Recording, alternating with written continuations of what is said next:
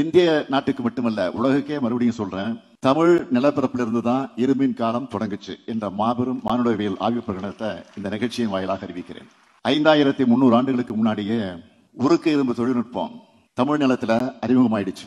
இப்போ தமிழ்நாட்டில் மேற்கொள்ளப்பட்ட அகழ்வாய்வுகள் மூலம் அண்மையில் கிடைக்கப்பெற்ற கால கணக்கீடுகள் இரும்பு அறிமுகமான காலத்தை கிமு 4000 ஆண்டின் முற்பகுதிக்கு கொண்டு சென்றிருக்கு. தென்னிந்தியாவில், குறிப்பா தமிழ்நாட்டில் 5300 ஆண்டுகளுக்கு முன்னாடி இரும்பு அறிமுகமாயிருக்கும்னு உறுதியா சொல்லலாம். தமிழ்நாடு அரசு தொல்லியல் துறையால மேற்கொள்ளப்பட்ட அகழ்வாய்வுகளில் சேகரிக்கப்பட்ட மாதிரிகள் உலகத்தோட தலைசிறந்த ஆய்வகங்களுக்கு அனுப்பி வைக்கப்பட்டுச்சு.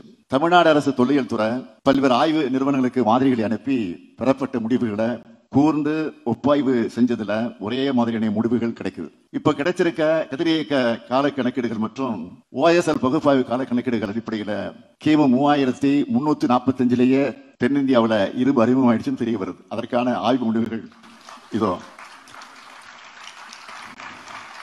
வெளிநாடுகள் மற்றும் இந்தியாவில் இருக்க தொல்லியல் அறிஞர்களுக்கு அனுப்பி வைக்கப்பட்டுச்சு. அந்த அறிஞர் பெருமக்கள் எல்லோரும் இந்த அவையில கூடியிருக்காங்க.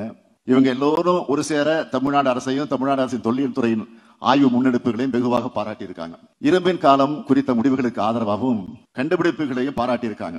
இது மாதிரி பகுப்பாய்வு முடிவுகள் ஆய்வாளர்களுக்கு புதிய உத்வேகத்தை அளிச்சிருக்கு. கேம்பிரிட்ஜ் பல்கலைக்கழக தகசால் பேராசிரியர் பத்மஸ்ரீ திலீப்குமார் சக்கரவர்த்தி அவர்களும் ஒன்றிய அரசினுடைய தொல்லியல் துறையில பணியாற்றி ஓய்வு பெற்றிருக்கக்கூடிய முனைவர் ராகேஷ் திவாரி அவர்கள் உட்பட எல்லா அறிஞர் பெருமக்களும் பகுப்பாய்வு முடிவுகளை பாராட்டி தங்களுடைய கருத்துக்களை சொல்றாங்க. இவை எல்லாத்தையும் தொகுத்துதான் இரும்பின் தொன்மை என்ற நூல் வெளியிடப்பட்டிருக்கு. அண்மை கால அகழ்வாய்வு முடிவுகள் வாயிலா, அதாவது 5300 ஆண்டுகளுக்கு முன்பு தமிழ் நிலப்பரப்புல இரும்பு அறிமுகப்படுத்தப்பட்டிருப்பதை அறிவியல் அடிப்படையில நிறுவி இருக்கிறோம்னு மற்றற்ற மகிழ்ச்சியோடு உலகுக்கு நான் அறிவிக்கிறேன். இது தமிழுக்கும், தமிழினத்துக்கும், தமிழ்நாட்டுக்கும், தமிழகத்துக்கும் பெருமை. உலக மானுட இனத்துக்கு தமிழகம் வழங்குகிற மாபெரும் கொடையின இதை நாம் கம்பீரமாக சொல்லலாம். இந்த வீடியோவை உங்களுக்கு வழங்குபவர்கள் Paces Pay, secure digital payments with multiple features and great success rate. கல் தோன்றி மண் தோன்றா காலத்தே வாளோடு முன் தோன்றிய மூத்த குடி நமது தமிழ் குடின்னு பெருமை பொங்க நம்ம சொன்னப்போ வெற்றி பெருமை பேசுறாங்கன்னு சிலர் விமர்சிச்சாங்க. அதுக்கு காரணம் தமிழ் சமுதாயத்தில் வந்து புகுந்த இழிவுகளும் அதனால் ஏற்பட்ட தேக்க நிலையும் தான் காரணம். இந்த இடைக்கால இழிவுகள் நீங்க காலந்தோறும் எண்ணற்ற புரட்சியாளர்கள் தோன்றினாங்க. ஐயன் வள்ளுவர், வள்ளலார் தொடங்கி அயோத்தியதாச பண்டிதர் என அந்த பட்டியல் நீளமானது. அவங்களுடைய தொடர்ச்சியாகத்தான் பகுத்தறிவையும் இனமான உணர்வையும் ஊட்டினார் தந்தை பெரியார். பண்பாட்டு ரீதியா அடிமைப்படுத்தப்பட்டு கிடந்த நமது தமிழினத்தை தாழ்ந்த தமிழகமென பேரறிஞர் அண்ணா அவர்கள் தன்னுடைய சிந்தனையாலும் நயத்தாலும் தட்டி எழுப்பினார். சங்க இலக்கியத்தில் சொல்லப்பட்ட நம்மோட வாழ்வியல திராவிட இயக்க மேடைகள் தூரம் எடுத்து சொன்னோம், இலக்கியங்கள் படைச்சோம். முத்தமிழறிஞர் தலைவர் கலைஞர் அவர்கள் இமய வரம்பினில வீரம் சிரிக்கும், இங்கு வீணை நரம்புநில இசை துடிக்கும், அது மானம் மானம் என்றே முழங்கும்னு சங்கத்தமிழைய சாரெடுத்து நம்ம வரலாற்றை எடுத்து சொன்னார். ஆனா இந்த இலக்கிய பெருமைகள் மெய்ப்பிச்சு பறந்துபட்டு வாழ்ந்த தமிழினத்தோட புதையுண்ட வரலாற்றை மீட்டெடுத்து அறிவுலகத்துக்கு அறிவிக்கணும் என்றும் வரலாற்று படிப்பினைகள் வழியா முன்னேற்றம் நிகழ்காலத்திலிருந்து மேலும் சிறப்பான எதிர்காலத்துக்கு தமிழர்கள் வழிநடத்தப்படணும் என்றும் நம்முடைய உழைப்பை செலுத்தி வரோம். அந்த உணர்வோடு தான் நாம் இங்கே கூடியிருக்கிறோம். ஐம்பெரும் விழாவா இந்த விழாவை நடத்திக்கிட்டு இருக்கோம்.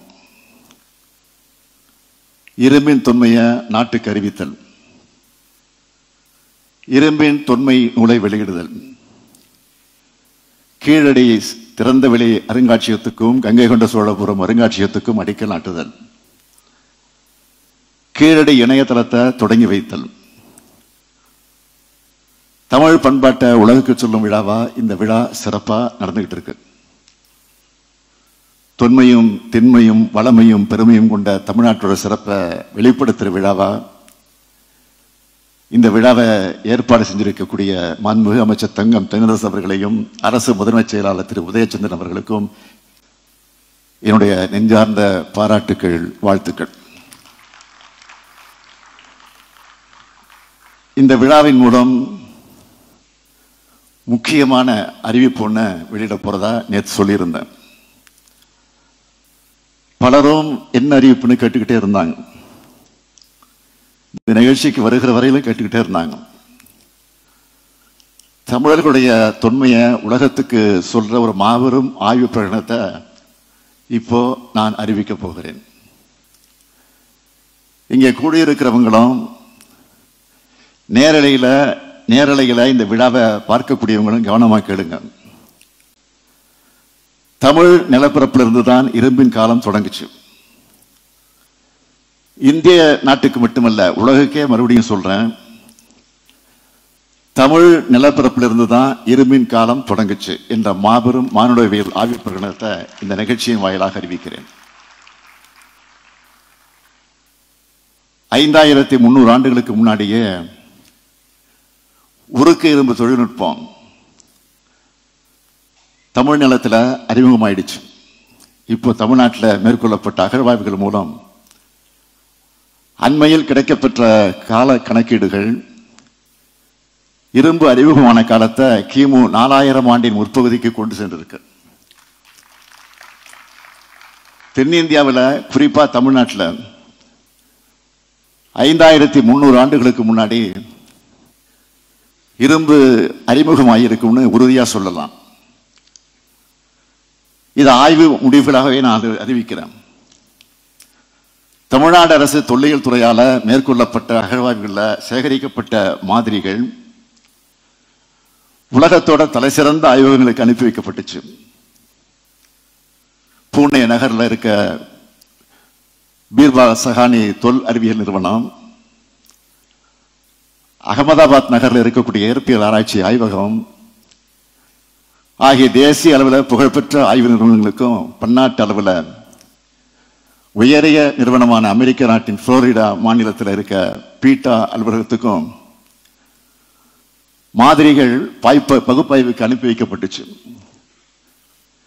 தேசிய நிறுவனங்கள்ல OSI பகுப்பாய்வுக்கும் பீட்டா ஆய்வகத்தில் கதிரியக்க கால பகுப்பாய்வுக்கும் ஒரே தாழியிலிருந்து மாதிரிகளை அனுப்பி வச்சோம். இப்படியான 3 நிறுவனங்களிடமிருந்தும் ஒரே மாதிரியான பகுப்பாய்வு முடிவுகள் பெறப்பட்டிருக்கு. தமிழ்நாடு அரசு தொல்லியல் துறை பல்வேறு ஆய்வு நிறுவனங்களுக்கு மாதிரிகளை அனுப்பி பெறப்பட்ட முடிவுகளை கூர்ந்து ஒப்பாய்வு செஞ்சதுல ஒரே மாதிரியான முடிவுகள் கிடைக்குது. இப்ப கிடைச்சிருக்க கதிரியக்க கால கணக்கீடுகள் மற்றும் OSL பகுப்பாய்வு கால கணக்கீடுகள் அடிப்படையில் கிமு 3345 தென்னிந்தியாவில் இரும்பு அறிமுகம் ஆயிடுச்சுன்னு தெரிய வருது. அதற்கான ஆய்வு முடிவுகள் இதோ.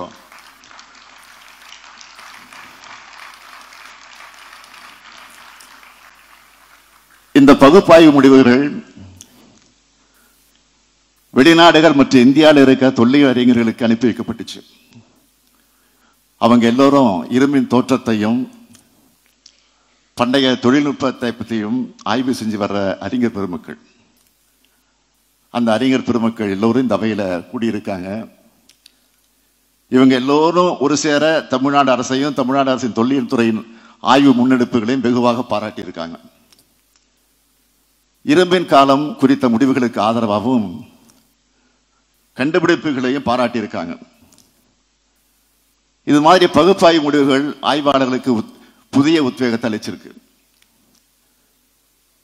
கேம்பிரிட்ஜ் பல்கலைக்கழக தகசால் பேராசிரியர் பத்மஸ்ரீ திலீப்குமார் சக்கரவர்த்தி அவர்களும் ஒன்றிய அரசினுடைய தொல்லியல் துறையில் பணியாற்றி ஓய்வு பெற்றிருக்கக்கூடிய முனைவர் ராகேஷ் திவாரி அவர்கள் உட்பட எல்லா அறிஞர் பெருமக்களும் பகுப்பாய்வு முடிவுகளை பாராட்டி தங்களுடைய கருத்துக்களை சொல்றாங்க. இவை எல்லாத்தையும் தொகுத்துதான் இரும்பின் தொன்மை என்ற நூல் வெளியிடப்பட்டிருக்கு. தேசிய அளவில் தொல்லியல் வல்லுநராக இருக்கக்கூடிய ஆய்வாளர்களிடம் பகுப்பாய்வு முடிவுகளை பற்றி கருத்து பெறப்பட்டு அந்த அறிஞருடைய கருத்துக்களும் இந்த நூலில் இடம்பெற்றிருக்கு. அகழாய்வு செய்யப்பட்ட இடங்கள் இருக்க இரும்பு பொருட்களோட உலோகவியல் பகுப்பாய்வும் இரும்பு தாது இருக்கக்கூடிய தொல்லியல் தலங்களில் எதிர்காலத்தில் மேற்கொள்ள உள்ள அகழ்வாய்வுகளும் இந்த கண்டுபிடிப்புகளுக்கு மேலும் வலு சேர்க்கும் சான்றுகளை வழங்கி தெளிவு பெற வைக்கும். அப்படியான வலுவான சான்றுகளுக்காக நம்பிக்கையோடு நாம் காத்திருப்போம். இருந்தாலும் அண்மை கால அகழ்வாய்வு முடிவுகள் வாயிலா தமிழ்நாட்டில் மட்டுமல்ல, இந்திய அளவில் மட்டுமல்ல, உலக அளவில் இரும்பு தாதுவில் இருந்து இரும்பை பிரித்து எடுக்கிற தொழில்நுட்பம் தமிழ் நிலப்பரப்பில் அறிமுகப்படுத்தப்பட்டிருக்கின்ற என்பதை நான் பெருமிதத்தோடு கூறுவோம். அதாவது 5300 ஆண்டுகளுக்கு முன்பு தமிழ் நிலப்பரப்பில் இரும்பு அறிமுகப்படுத்தப்பட்டிருப்பதை அறிவியல் அடிப்படையில் நிறுவி இருக்கிறோம்னு மற்றற்ற மகிழ்ச்சியோடு உலகுக்கு நான் அறிவிக்கிறேன். இது தமிழுக்கும், தமிழினத்துக்கும், தமிழ்நாட்டுக்கும், தமிழ்நிலத்துக்கும் பெருமை. உலக மானுட இனத்துக்கு தமிழினம் வழங்குகிற மாபெரும் கொடையின இதை நாம் கம்பீரமாக சொல்லலாம். தமிழ்த்தாயின் தலைமகனான பேரறிஞர் அண்ணாவின் பேரில் அமைஞ்சிருக்கக்கூடிய இந்த அறிவு சுரங்கத்தில் நடைபெறும் இந்த விழாவை வழியா நான் பெருமையோடு சொல்றேன். பேரறிஞர் அண்ணா அவர்களே, இதோ நமது உயர்வான தமிழ்நாட்டை பாருங்கள். அன்று கிண்டல் கேலி பேசியவர்கள் எல்லாம், நம்மை கற்பனவாதிகள் என்று குற்றம் சொன்னவர்கள் எல்லாம் வாயெடுத்து நிற்கிறார்கள் பாருங்கள். இலக்கியத்தில் இருப்பதெல்லாம் வரலாறு ஆகாதுன்னு சிறுமைப்படுத்தி பேசியவர்கள் எல்லாம் அறிவுபூர்வமாக நம்முடைய வரலாற்றை நிரூபணம் செய்வதைக் கண்டு திகைத்து நிற்கிறார்கள் பாருங்கள். இந்தியாவோட வரலாறு இனி தமிழ் நிலத்திலிருந்து தான் எழுதப்படும் நான் தொடர்ந்து சொல்லிட்டு வரேன். அதை மெய்ப்பிக்கிற ஆய்வுகளை தமிழ்நாடு தொழில்துறை தொடர்ச்சியாக செய்து வருது. இந்த ஆய்வுகள் பல்வேறு திருப்பு முனைகளையும் உருவாக்கி வருது. தமிழ்நாட்டில் நகர நாகரிகமும் எழுத்தறிவும் கிமு 6ஆம் நூற்றாண்டை தொடங்கிடுச்சுன்னு கீழடி அகழாய்வு முடிவுகள் நிறுவி இருக்கு. புறநை ஆற்றங்கரையில 3200 ஆண்டுகளுக்கு முன்னாடி வேளாண் பயிர் தொழில நெல் பயிரிடப்பட்டிருக்குன்னு சிவகல அகழாய்வு முடிவு வெளிப்படுத்தி இருக்கு. இதுக்கு முன்னாடி தமிழ்நாட்டில் இரும்பின் அறிமுகம் 4600 ஆண்டுகளுக்கு முன்னாடி இருந்த கிருஷ்ணகிரி மாவட்டம் மயிலாடுதுறை அகழ்வாய்வு மூலம் தமிழ்நாடு சட்டமன்றத்தில் நான் உலகுக்கு ஏற்கனவே அறிவிச்சிருக்கிறேன். இத்தகைய அகழ்வாய்வு முடிவுகள் தமிழ்நாட்டு வரலாற்றுக்கு மட்டும் இல்லாமல் இந்திய துணைக்கண்ட வரலாற்றுக்கு முக்கிய திருப்புமுனையாக திகழ்ந்து வருது. இது போன்ற ஆய்வுகளை தொல்லியல் துறை தொடர்ந்து செய்யணும்னு துறையினுடைய அமைச்சர் மாண்புமிகு தங்கம் தென்னரசு அவர்களையும் துறையினுடைய ஆணையரையும் நான் கேட்டுக்கிறேன். தமிழ் நிலம், தமிழ்நாடு குறித்து நாம் இதுவரை சொல்லி வந்ததெல்லாம் இலக்கிய புனைவுகள் அல்ல, அரசியலுக்காக சொன்னவை அல்ல, எல்லாம் வரலாற்று ஆதாரங்கள். உலக அறிஞர்களால் ஏற்றுக்கொள்ளப்பட்டவைன்னு மெய்ப்பிக்க வேண்டிய கடமையை நம்ம திராவிட மாடல் அரசு எடுத்துக்கொண்டுள்ளது என்று ஏற்றுக்கொண்டுள்ளது. தமிழினின் பெருமையையும் தமிழினத்தின் தொன்மையையும் உலகம் அங்கீகரித்து ஏற்றுக்கிட்ட அந்த வரலாற்று பெருமைமிக்க விழா இந்த விழா. நாம வாழுற காலத்தில், நான் ஆளும் காலத்தில் நடைபெறுவது என் வாழ்நாளில் கிடைச்சிருக்கக்கூடிய பெருமை. பெருமையிலும் பெருமை, பெருதற்குரிய பெருமை. இந்த பெருமையை நம்முடைய குழந்தைகளிடம் நாம் எடுத்து சொல்லணும். இப்படிப்பட்ட பெருமைமிக்க தமிழ் சமூகம் உலகுக்கே வழிகாட்டும் அறிவார்ந்த சமூகமாக வளரணும்னு எதிர்காலத்துக்கான திசையை காட்டணும். பழம்பெருமையை பேசுவது என்பது புது சாதனைகள் படைக்க ஊக்கமாக அமையணும் என்பதை மாத்திரம் இந்த நேரத்தில் எடுத்து சொல்லி விடைபெறுகிறேன். நன்றி, வணக்கம். இந்த வீடியோ உங்களுக்கு பிடிச்சிருந்தா லைக் பண்ணுங்க, ஷேர் பண்ணுங்க, கமெண்ட் பண்ணுங்க. மறக்காம OH தமிழ் சேனலுக்கு சப்ஸ்கிரைப் பண்ணுங்க.